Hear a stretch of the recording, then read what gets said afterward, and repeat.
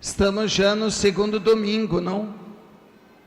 Da Quaresma, tempo da graça do Senhor, e é incrível como a nossa Igreja Católica, ela tem método, ela tem linha de pensamento, ela tem um modo na liturgia. Nós vamos, depois do dia 20 de abril, na Páscoa, nós vamos ficar nesse período até Pentecostes, celebrando o povo de Deus, o novo povo de Deus, que é a Igreja. O Concílio Vaticano II foi muito inspirado pelo Espírito Santo ao redescobrir e usar o termo para definir a Igreja como povo de Deus.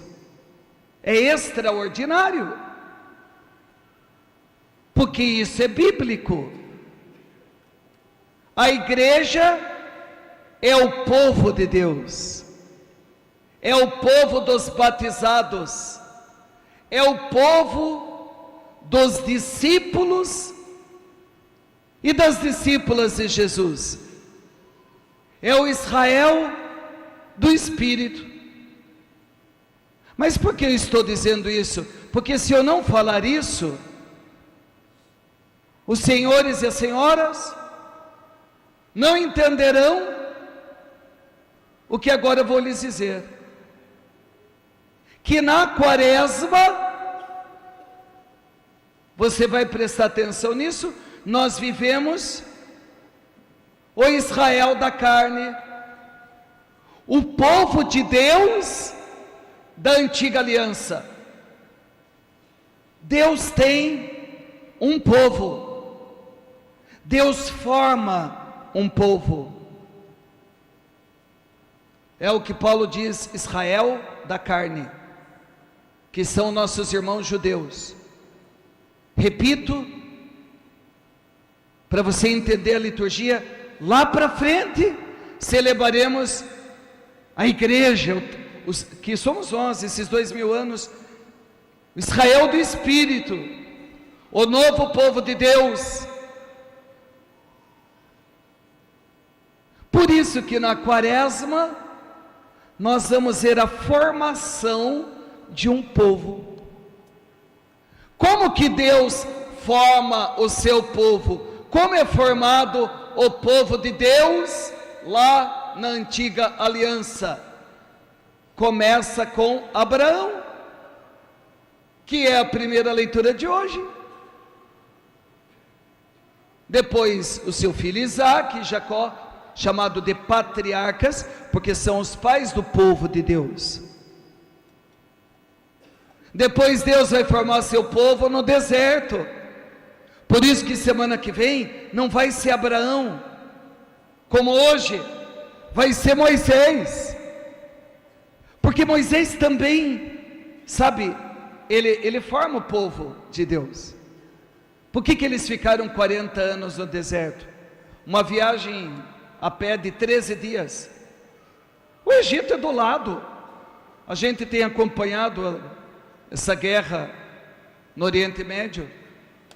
Você vê ali a Gaza, faixa de Gaza, fronteira com o Egito, a pé, 10, 12 dias, levaram 40 anos, por quê? Porque era necessário formar um povo. Você não forma o povo, uma nação, em 12 dias, é necessário uma geração. É isso que a igreja está querendo dizer para você. A igreja está mostrando na liturgia como que Deus foi formando o seu povo. E Ele começa aqui, formando o seu povo na pessoa de Abraão. Todas as religiões eram politeístas, eles adoravam vários deuses, e aí aparece o Senhor, e se revela a Abraão como o único Deus. Abraão, lá em Ur, na Caldeia,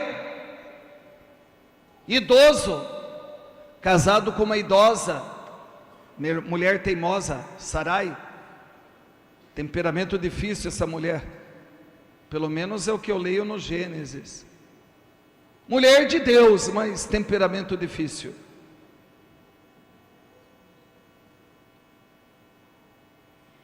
E este homem idoso não tem filhos. E quando Deus se revela, é a primeira leitura de hoje da missa, do livro do Gênesis, aqui no capítulo 15, lá no comecinho da Bíblia. Abraão pediu para Deus um filho. Abraão, estéril, idoso, não ter filho é não ter descendência, é não ter alguém que continue a história, a família, o clã, a tribo. Gente, olhe como Deus é poderoso. Abraão pediu um filho e Deus lhe deu uma nação. Pode aplaudir, pode aplaudir. Ele pediu um filho e Deus lhes deu uma nação. Está aqui, nós acabamos de ouvir, nós acabamos de ser alimentados pela leitura, e agora eu estou alimentando vocês com a pregação, porque conforme eu estou pregando, eu estou alimentando a tua fé. O apóstolo Paulo diz que a fé vem pela pregação, e a pregação vem da palavra de Deus. A tua fé vem desse momento aqui, da pregação. Mas não é qualquer pregação, diz Paulo, pregação da palavra, que é viva. Está aqui a palavra, primeira leitura da missa de hoje, esse texto extraordinário de Gênesis 15. Deus disse para Abraão: Abraão, olha para o céu, conta as estrelas. Diferente da cidade, que a gente não enxerga as estrelas pela luz, só quando a gente vai no sítio, numa chácara, lá no meio do mato, daí a gente vê como o céu é lindo. Abraão, olha para as estrelas, olhe para o céu, conte as estrelas se você é capaz. Nós sabemos, são milhões, bilhões de estrelas. E Deus acrescentou: assim será a tua descendência. Ele está dizendo, ele está dando uma promessa para um homem idoso, casado com uma idosa, que ele não vai ter só um filho, ele vai ter uma nação. E Abraão acreditou. Está aqui que Abraão, ele acreditou na palavra do Senhor. Por isso que a carta aos Hebreus vai dizer: Abraão é o primeiro crente, é o pai dos crentes, diz a carta aos Hebreus. Para nós, novo povo de Deus, igreja, Abraão é o nosso pai. Apesar de não termos sangue de judeu nas veias, Nós também somos filhos de Abraão. Aliás, o próprio Jesus diz que Deus pode fazer até pedras se tornarem filhos de Abraão. E como que nós somos filhos de Abraão? Se nós não temos o sangue, nós nos tornamos filhos de Abraão quando nós temos a fé. A fé no impossível. A fé de Abraão. Porque olha, não foi fácil ter essa fé. Repito, um homem de quase 80 anos, nem hoje, mesmo com Viagra e sei lá o que, é impossível um homem com 80 anos ter filhos, quanto mais uma mulher. Já estava mais de 40 anos na sua passada a menopausa, não? Mulher não produz mais. Nós não vemos nenhuma idosa com barrigão, grávida. É algo impossível. E Deus fez essa promessa. E Abraão acreditou na palavra do Senhor. Ele teve fé. Nós precisamos ter fé, mas não uma fé devocional, cultural.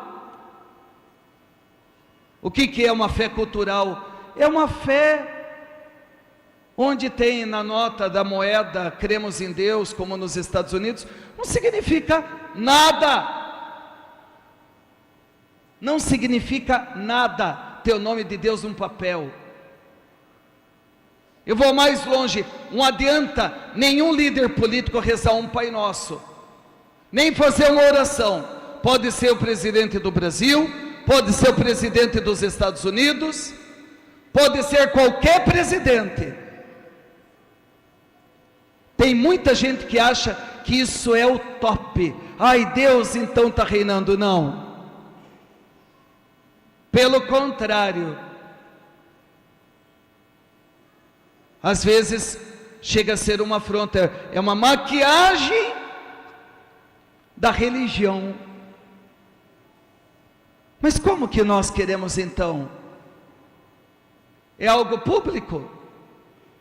É simplesmente estar uma placa na cidade ou numa moeda escrito cremos em Deus? Não, nós seremos de Deus se tivermos a fé, a confiança de Abraão, contra toda esperança. Repito, vocês entenderam, vocês até aplaudiram. Ele pediu um filho e ele se tornou o pai de uma nação inteira, e o pai de nós aqui também, que somos filhos de Abraão, espiritualmente mediante a fé, porque ele é o pai da fé. É a Bíblia que diz, é Jesus quem diz, é São Paulo que diz, é a carta aos Hebreus que diz que ele é o pai de todos nós, pai espiritual, porque ele acreditou na promessa. E você, Quaresma, tempo de conversão, você crê ou crê culturalmente? Ou você na primeira tribulação blasfema, dizendo, onde que está Deus? Infelizmente, quantas vezes você disse essa frase maldita? Deus esqueceu de mim. Acontece uma tragédia, aonde que está Deus? Vê um acidente, onde está Deus? O que eu fiz para merecer isso? Acho que Deus se esqueceu de mim. Conversão, quaresma. Pare de falar esse tipo de palavras. Porque você vai perder a bênção. E perde. Semana que vem nós vamos ver como Moisés e aqueles hebreus perderam a bênção porque duvidaram do Senhor em Meriba, em Massa. Vai ser, aguarde a pregação da semana que vem. Não murmure, ainda que as coisas sejam difíceis.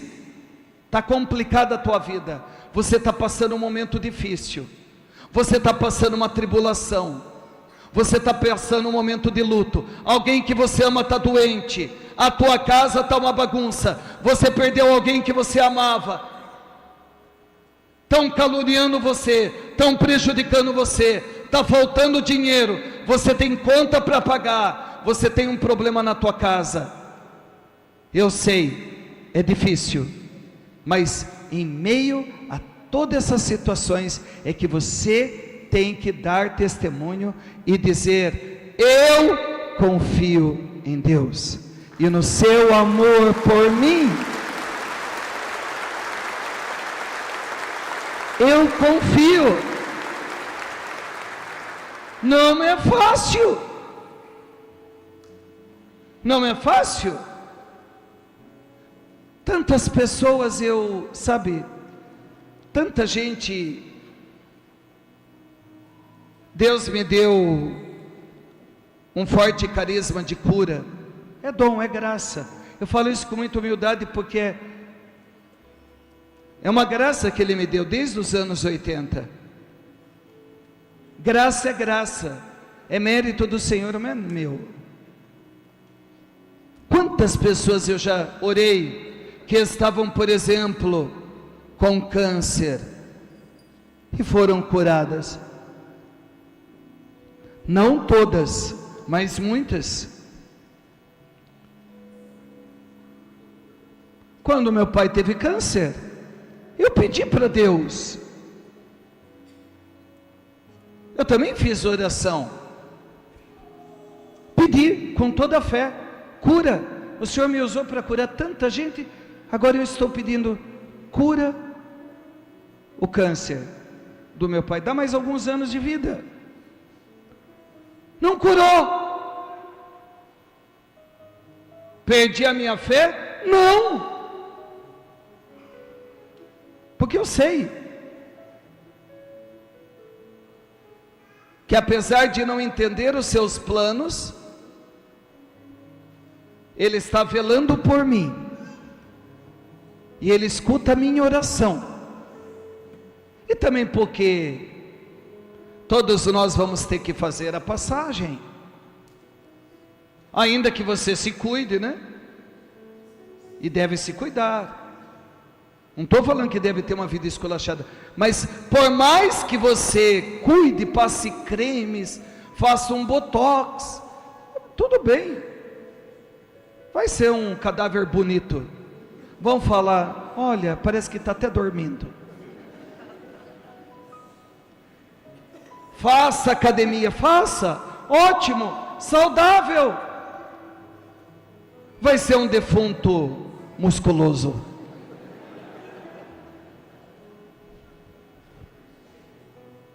Controle o peso.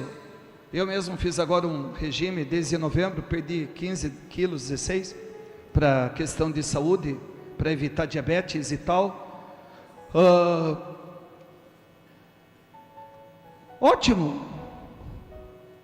Vai ser um defunto fitness. Mas nós vamos morrer. Só duas coisas eu tenho certeza na vida: a morte e os impostos. O resto, gente, o resto. Então, nós temos que pedir e confiar no amor de Deus por nós. Ainda que você não entenda por que você está sofrendo, você vai dizer: Deus, como Abraão, eu vou continuar a crer e a confiar no teu grande amor de Pai por mim, e não vou duvidar que tu me amas e que velas por mim. Tenha fé, acredite, não duvide do amor de Deus por você. Fecha um minutinho teus olhos, fecha um minutinho. É o Senhor que está dizendo agora, é com você, é para você. Essa missa foi preparada para você. O Senhor escolheu você para estar aqui. Não pense: puxa, eu queria tanto que aquele meu filho tivesse aqui. Não. O Senhor escolheu você para estar aqui. E Ele te ama. Você tem blasfemado? Você tem duvidado do amor de Deus? Você já falou essa frase: Deus se esqueceu de mim? Onde que está Deus? Eu acho que Deus não está fazendo nada por mim. Deus me abandonou.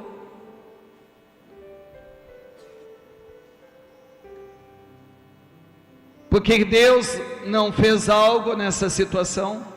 Pare com isso, pare.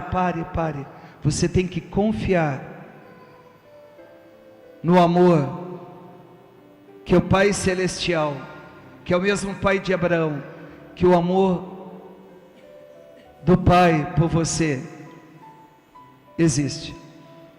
Ah, mas se Ele é amor, por que o mundo está desse jeito? Está desse jeito não é por causa de Deus. Quem fez essa bagunça não foi Deus. Começou com Adão, com Eva, e a cada dia nós estamos fazendo uma bagunça. A sociedade está doente, as pessoas estão doentes, porque não estão mais vivendo na graça e no amor.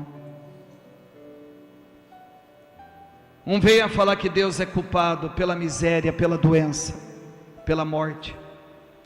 Tudo isso é fruto do pecado de Adão e do pecado de cada um de nós. Não é Deus que faz guerras, não é Deus que rouba, é o ser humano que não presta.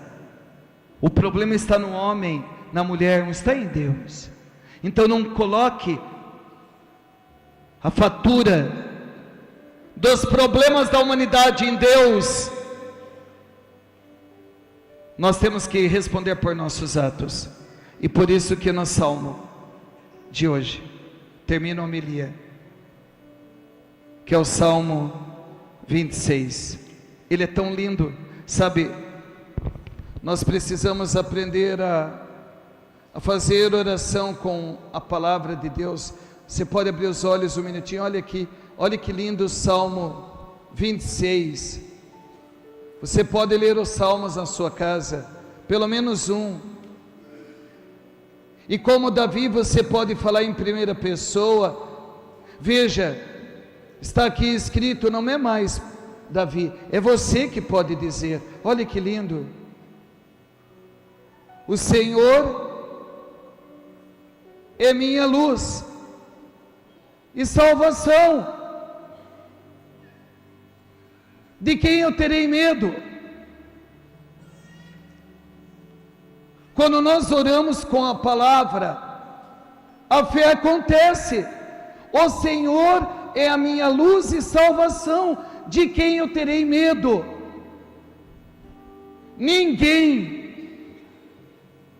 Ninguém pode tocar em você a não ser com a permissão de Deus. O Senhor é a proteção da minha vida. Perante quem eu tremerei? Nem as ameaças dos poderosos. Nada, ninguém pode me destruir. Por quê? Porque o Senhor é a minha luz e a minha salvação. E aqui diz Davi, e você pode fazer lá na sua casa essa oração do Salmo 26. Não afasteis com vossa ira vosso servo, vós sois o meu auxílio. Senhor, não me esqueçais, nem me deixeis abandonado, meu Deus e Salvador. Espera no Senhor e tem coragem. Espera no Senhor.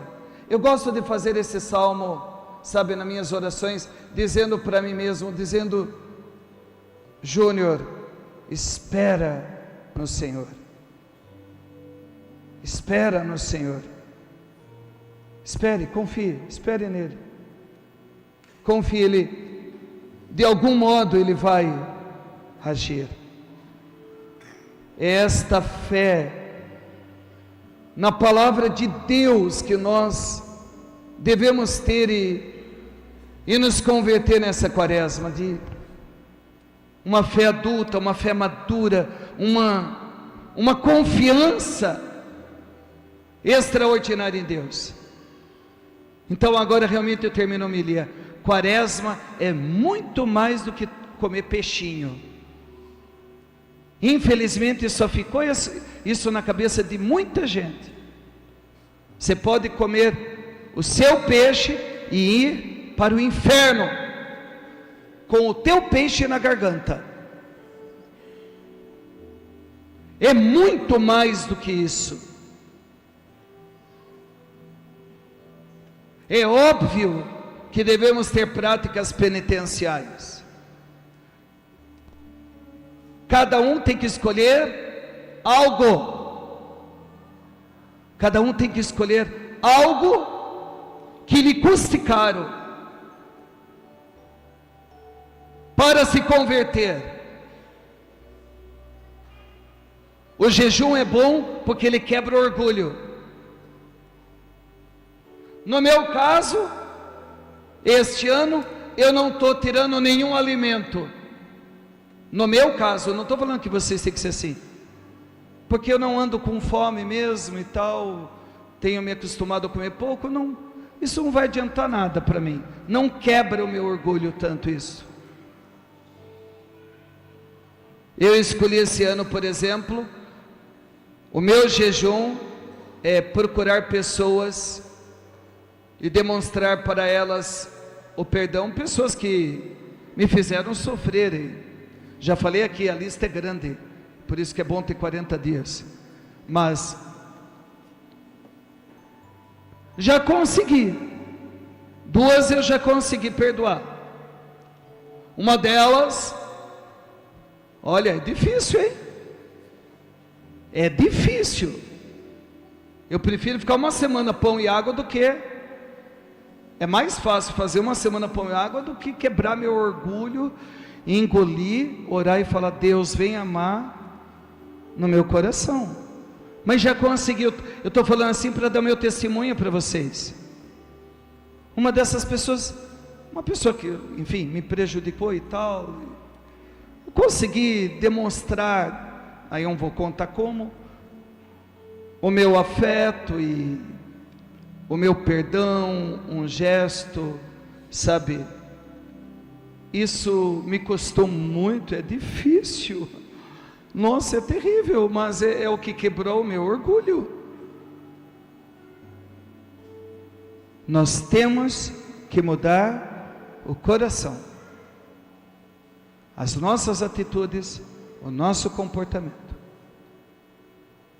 e sermos como fomos um dia batizados do Senhor. Por isso que nós vamos ficar em pé e pegar o canto número 15. Vamos ficar, vamos cantar pedindo essa graça. E antes de cantar essa música, repitam todos comigo: eu tenho que nessa quaresma fazer uma boa confissão. procurar um padre e falar meus pecados. Isso é humildade e graça de Deus. E nós vamos ter aqui, quinta-feira agora, todo dia já tem confissão aqui, todo dia à tarde, mas também quinta-feira vai ter cedo, tarde e à noite, vão ter 20 padres aqui. Na sexta tem na São José do Cerrado, também às 19 horas, aqui vai ser o dia inteiro. Ah, mas eu não posso na quinta, vai na sexta. Eu não posso na quinta e na sexta, vem sábado de manhã. Eu não posso sábado, vem segunda, terça, durante a semana. Ou em outra paróquia, ligue para outra paróquia se você quiser. Mas faça, olhem aqui, faça a confissão. Você precisa fazer uma boa confissão. Chegar diante do sacerdote que está ali, que é o Padre Jesus, e confessar o seu pecado. Aí o diabo perde força na tua vida. A tua alma naquele momento é lavada com o sangue de Jesus. Muitas pessoas quando se confessam são curadas de doenças. Isso não é folclore. Jesus curou o paralítico dizendo: os teus pecados estão perdoados. Muitas doenças que você tem é fruto de pecados não confessados. Eu estou fazendo aqui uma reflexão espiritual. Vamos nos converter.